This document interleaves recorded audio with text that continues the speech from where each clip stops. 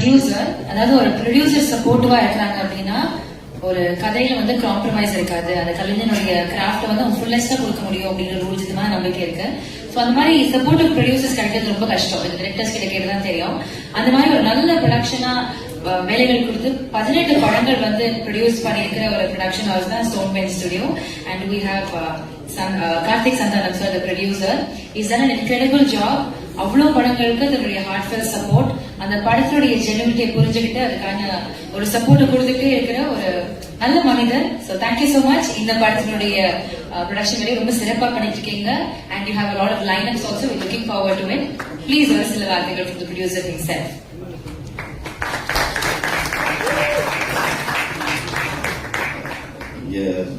எல்லோருக்கும் வணக்கம்.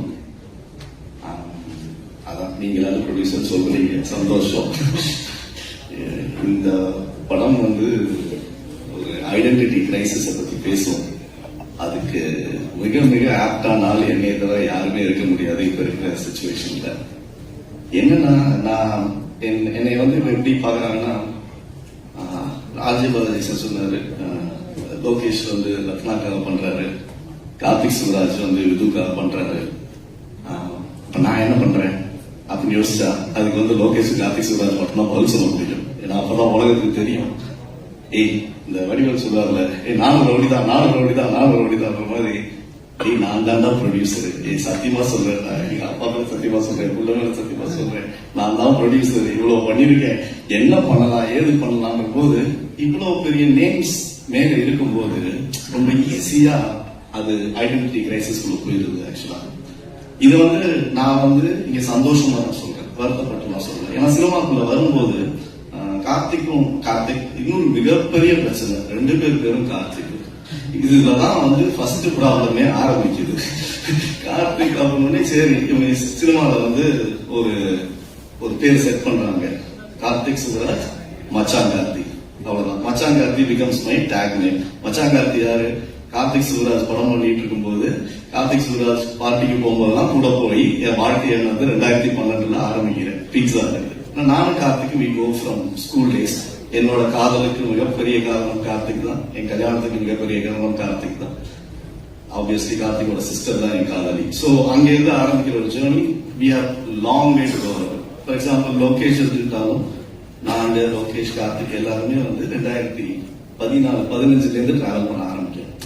இப்ப இங்க எனக்கு மிகப்பெரிய நான் ஒரு பிரச்சனையா பாக்குறது என்னன்னா, ஓகே ஃபர்ஸ்ட் மேடமான ஒரு படம் ஆரம்பிக்கிறோம், கார்த்திக் சுப்ராஜ் மிகப்பெரிய இயக்குனர், அவர் இதுல வரும். ஓகே படத்தோட பட்ஜெட் என்ன? 3 கோடி.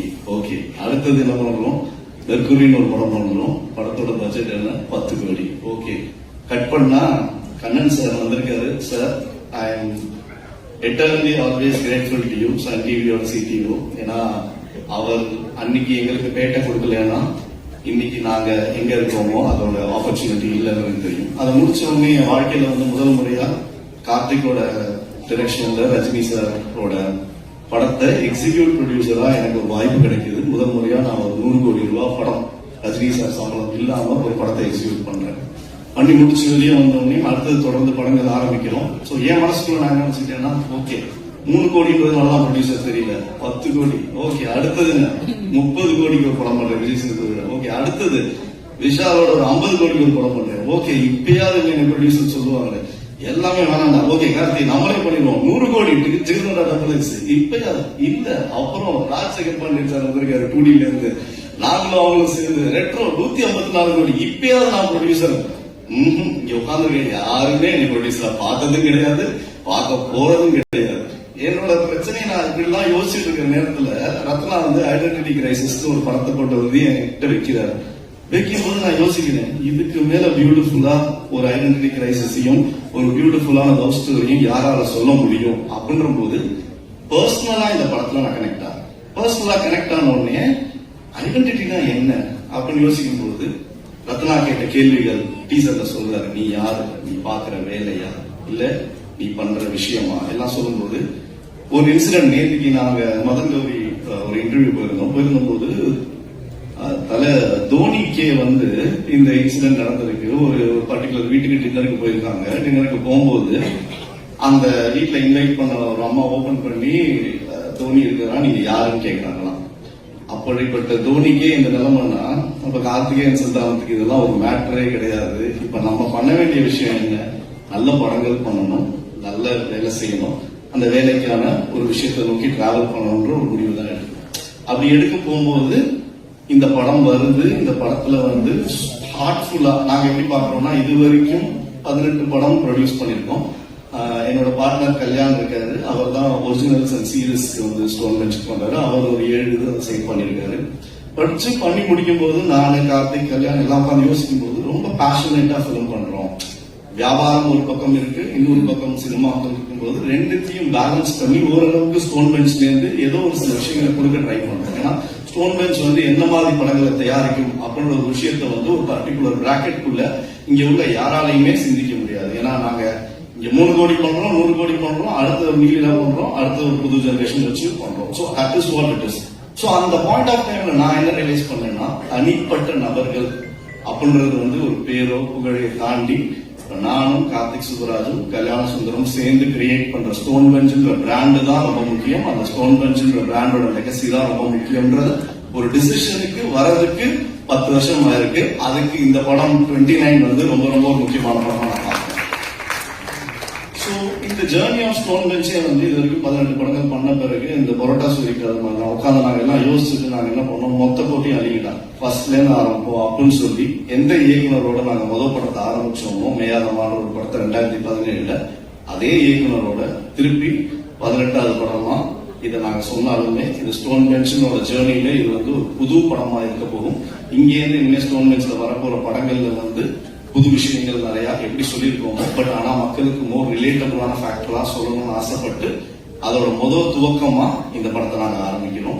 இன்ஃபேக்ட் ஸ்டோன் பெஞ்ச் பிலிம்ஸ் அப்படின்னு ஒரு டிவிஷன் இருந்துச்சு, ஸ்டோன் பெஞ்ச் ஒரிஜினல்ஸ் ஒரு டிவிஷன் இருந்துச்சு. அப்புறம் எல்லாரும் சேர்ந்து முடிவு பண்ணி இது எதுக்கு 2 division, end of the day brand is more important அப்படின்னு சொல்லிட்டு முதல்ல மலையாள படத்தை இப்போ ரிலீஸ் பண்ணி அந்த படம் சூப்பர் ஹிட் ஆச்சு. ஜனவரி 30 பிரக்கம் பண்ண ஒரு படம். அதுக்கப்புறம் இந்த படத்தை தமிழ்நாட்டுல நாங்க வந்து ஸ்டோன் பெஞ்ச் ஸ்டுடியோ அப்படின்ற ஒரு விஷயத்துல ஆரம்பிக்கிறோம். அதுக்கும் எனக்கு ரொம்ப ரொம்ப ரொம்ப சந்தோஷம். இந்த ஜேர்னியை நான் வந்து ஏன் எப்படி சொல்றேன்னா, ஏதோ ஒரு மேடையில ஏதோ ஒரு இடத்துல நம்ம எல்லாத்தையும் சொல்ல வேண்டிய ஒரு கட்டாயத்துக்கு தள்ளப்படுறதை தாண்டி அதை வந்து சந்தோஷமா சொல்லணும்னு ஆசைப்பட்டேன். ஏன்னா எப்பதான் எப்படிதான் என்னதான் பண்ணணும் அப்படின்ற ஒரு விஷயம் இருக்கு இல்லைங்களா, அது எனக்கே ஒரு கேள்விக்குறியாவே இருந்துச்சு இவ்வளவு நாள். இந்த தருணத்துல Lokesh, I think we go long way back. சத்தியமா சொல்றேன், லோகேஷ்க்கு இப்போ வரைக்கும் கதை தெரியாது. இது வரைக்கும் லோகேஷ் வந்து பணம் போட்டதோட நம்பிக்கையின் ரீதியா மட்டுமே அப்படியே ஸ்டோன் பெஞ்சை நம்பி எந்த அக்கௌண்ட் எப்பப்ப பணம் வேணும் அதை மட்டும் போடுறேன், நீங்க பாத்துக்கோங்க அப்படின்னு சொல்லி இன்னி வரைக்கும் ஒரு கேள்வியோ எந்த ஒரு கொஸ்டினுமோ கேட்டது கிடையாது. அந்த நம்பிக்கையை வச்சதுக்கு மிக்க நன்றி லோகேஷ். ஏன்னா இப்ப கார்த்திக் சுப்பராஜ் மாதிரி ஒரு இயக்குனர், லோகேஷ் கனகராஜ் மாதிரி ஒரு இயக்குனர் சேர்றாங்கன்னா அது வந்து ஒரு சாதாரண ஒரு விஷயம் கிடையாது. அந்த தருணத்தை வந்து சினிமா வந்து ரொம்ப இன்ட்ரெஸ்டிங்கான ஒரு ஆஸ்பெக்டா பாக்குது. அப்படிப்பட்ட ஒரு இன்ட்ரெஸ்டிங்கான ஆஸ்பெக்டுக்கு பதில் சொல்ற ஒரு விதமா இந்த படம் கண்டிப்பா இருக்கும். அதை பண்ணி கொடுத்த ரத்னகுமாருக்கு ரொம்ப ரொம்ப நன்றி. In the journey, we want to go ahead with a lot more films, and I really want both your names to stay intact and lot more to be given to this industry. And filma varuna, obviously, I'll start with Vidhu. Vidhu வந்து நான் ரொம்ப பெருமையா சொல்லியிருப்பேன், விது என்னோட தம்பி. அதை வந்து ஆமா, தம்பிக்கு அண்ணன் ப்ரொடியூஸ் பண்ணியிருக்கேன், இதுதான் உண்மை, இதுல எந்த ஒரு மாற்றமும் கிடையாது. இதை வந்து நான் பெருமையா சொல்லியிருப்பேன். திறமை யார்கிட்ட இருக்கோ அவங்களுக்கு நாங்க பார்ப்போம், we will give them the place. விதுக்கு கண்டிப்பா திறமை இருக்கு. அதை எங்க விது ப்ரூவ் பண்ணா அப்படின்னு சொன்னோம்னா, இன்னைக்கு வந்து கார்த்திக் சுப்பராஜ் ஒரு மிகப்பெரிய இயக்குனர் வந்து அவனுக்கு ஜிகர்தண்டா டபுள் எக்ஸ்ன்ற ஒரு படத்துல இந்த ரோல் யார் பண்ண போறான்னு நானும் கார்த்திக் டிஸ்கஸ் பண்ணிட்டு இருக்கும்போது, அந்த ஷெட்டானின்ற ரோல் தான் படத்தோட கோர். அந்த கோருக்கு கார்த்திக் நம்பி விதுவை கொடுக்குறான். கொடுக்கும்போது விது அந்த இடத்துல ஒரு நல்ல ஒரு நடிகனா ஆரம்பிக்கிறான். அதை திருப்பி ரீஐட்ரேட் பண்றதுக்கு ரெட்ரோன்ற ஒரு படத்துல சூர்யா சாருக்கு எதிராக ஒரு வில்லன் நிப்பாட்டணும், யாரை நிப்பாட்ட முடியும்ன்ற போது அப்ப கார்த்திக் பார்த்து வித்யாசங்கர் ஓகே ஒரு மைக்கேல் கேரக்டர் பண்ணலாம் போது, அப்ப சூர்யா சாரும் சரி, ராஜசேகர் பாண்டியன் சார் வந்திருக்காரு, sir means a lot to me, thank you. இவங்க எல்லாம் சேர்ந்து அவங்க அக்செப்ட் பண்ணி இவனுக்கு அந்த வில்லனோட ஆப்பர்ச்சுனிட்டி கொடுக்குறாங்க. அங்க வந்து மைக்கேலா வந்து நிக்கிறான். இந்த 2 கேரக்டரும் ஒரு நடிகனா மாறிட்டான்றது ஒரு தயாரிப்பாளரா எனக்கு வந்து ஒரு signature. Okay, now we can just take it. Stone Benchல எல்லாருமே இருக்காங்க, இயக்குனர், cinematographer, all technicians, editor. We have a solid bunch which we have worked as a family and which we have created for the past 18 films that we have done. ஆனா எங்கள்கிட்ட இது வரைக்கும் in-house hero கிடையாது. நான் பெருமையா சொல்லிக்குவேன், இன்னைக்கு எங்க கம்பெனில ஒரு in-house ஹீரோ இருக்காரு. அவர் பேர் விது. அவருக்கு இந்த கம்பெனி தொடர்ந்து அடுத்தடுத்து படங்கள் ஆல்ரெடி லாக் பண்ணிருச்சு. இந்த வருஷம் முடியறதுக்குள்ள அவர் கையில 3 படம் இருக்கும். அந்த 3 படமும் மக்களுக்கு பிடிச்ச படமா இருக்கும்ன்றத நான் நம்புறேன். And Preethi Asrani, I think உங்களுக்கு தமிழ் பேச வரும்ன்றதே வந்து ஒரு அழகான விஷயமா நான் பாக்குறேன் கண்டிப்பா. ஏன்னா இன்னைக்கு இருக்கிற காலகட்டத்துல ஹீரோயின்கள் தமிழ் பேசுறதுன்றது வந்து ஒரு பிரச்சனையா இருக்கு. பட் இங்கேயும் நிறைய டேலண்ட் இருக்காங்க. we are also trying to figure out. But இந்த படத்துல இந்த பெர்ஃபார்மன்ஸ் நீங்க பண்ணது வந்து இஸ் இம்பெக்கபிள். கண்டிப்பா இந்த படத்துக்கு அப்புறம் தமிழ்நாட்டுல மக்கள் எல்லாருமே உங்களை ஒருத்தங்களா பார்ப்பாங்க. ஏன்னா அந்த character Viji plays a very important role. and Sathya விஜின்ற ஒரு கெமிஸ்ட்ரி, ஒரு லவ் ரொம்ப சோல்ஃபுல்லா இருக்கும். ஏன்னா 7G ரெயின்போ காலனி, வினை தாண்டி வருவாயா, அலைப்பாய் தேவ ரசிச்ச ஒரு ரசிகன்னா என்னை மாதிரி பல ரசிகர்கள் இருக்காங்க. அந்த ஸ்லேட் ஆஃப் பிலிம்ஸ்ல 29 கண்டிப்பா போய் சேரும்ன்ற நம்பிக்கை எனக்கு 100% இருக்கு. மகேந்திரன், நீங்களும் அதெல்லாம், you know Lokesh very well, you know Karthik very well, and you know Vidhu very well. It's an opportunity for us to start working with you. நீங்க உண்மையிலே ஒரு திறமசாலி. All we are looking for is just one Friday. அது இயக்குனரா இருக்கட்டும், தயாரிப்பாளராக இருக்கட்டும், இல்ல நடிகராக இருக்கட்டும், we are all just one Friday away. கண்டிப்பா உங்களுக்கு அந்த ஃப்ரைடே கூட சீக்கிரம் வந்துடும் Mahendran. All the very best. Shaan, நீங்க வந்து you are like your family members right now.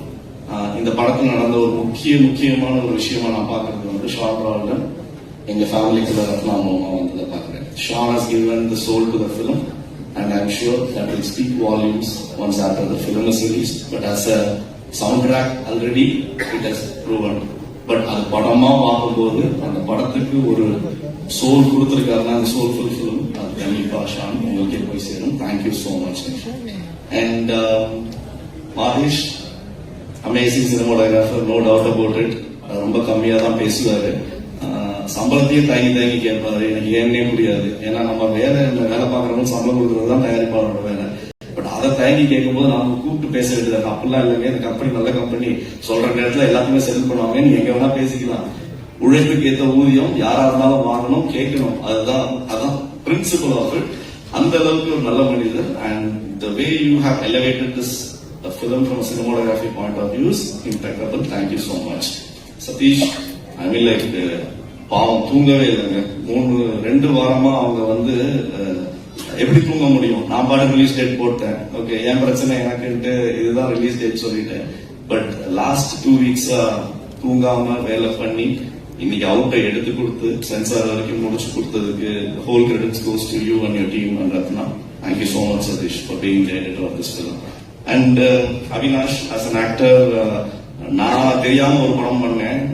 அதுவும் லோகேஷோட பிரசன்ட்ல ஃபைட்ல பண்ணுவேன். அதுல பெஞ்சியா பண்ணும் போது என் தம்பியா நீங்க நடிச்சிருந்தீங்க. அண்ணனை குத்துனது நீங்க தான், கொலை பண்ணது. பட் இந்த படத்துல அந்த பண்ண பாவத்துக்காக ஸ்டோன் பெஞ்ச்ல வந்து நடிச்சு கொடுத்து அந்த ஒரு அமேசிங் ஃப்ரெண்ட் ரோல் பண்ணதுக்கு வந்து ரொம்ப ரொம்ப ரொம்ப நன்றி. And you have a long way to go. And there are a lot of other new talents which have come in the film.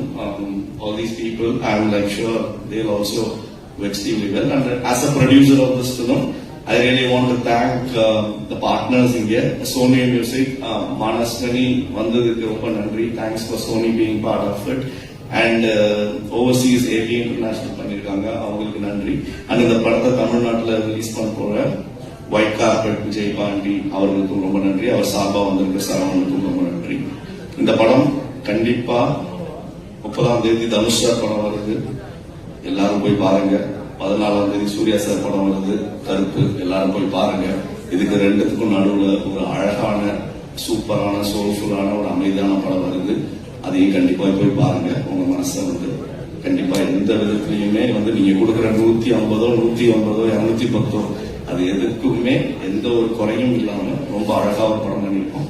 So கண்டிப்பா பாருங்க. I believe I have spoken about everyone. யாரையும் ரியோ நான் வந்து இந்த மேடையில சொல்றேன், it's okay. ரியோவோட நாங்க ஒரு படம் பண்ண போறோம். அதுக்கான அபிஷியல் அனௌன்ஸ்மெண்ட் நான் கொடுப்பேன். காலையில 10:30 மணிக்கு ஒரு நைட் ஷூட் முடிச்சுட்டு காலைல 10 மணிக்கு எனக்கு ஃபோன் பண்றாரு. தலைவா எவ்வளவு மணிக்கு அப்படின்னா நான் சொன்னேன் தூங்கி அதுக்குள்ள எந்திரிச்சிட்டீங்களா அப்படின்னு. இல்லை இப்பதான் தூங்க போறேன் அப்படின்னாரு. எனக்கு மனசே கேட்கல, தயவு செஞ்சு தூங்கிடுங்க அப்படின்னு. பட் தூங்காம அது கண்ட தெரியுது.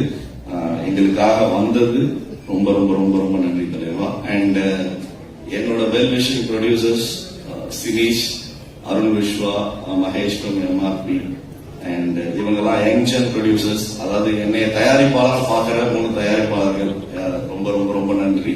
அண்ட் யாரையும் உடல வேற யாரையாவது மிஸ் பண்ணிட்டேன்னா எனக்கு தெரிஞ்ச வரைக்கும் எல்லாத்தையும் பேசிட்டேன். தேங்க்யூ. சாரி கொஞ்சம் டைம் எடுத்துக்கிட்டேன். பட் இது என்னோட மேடை, நான் டைம் எடுக்கிறதுல தப்பே கிடையாது. Thank you so much.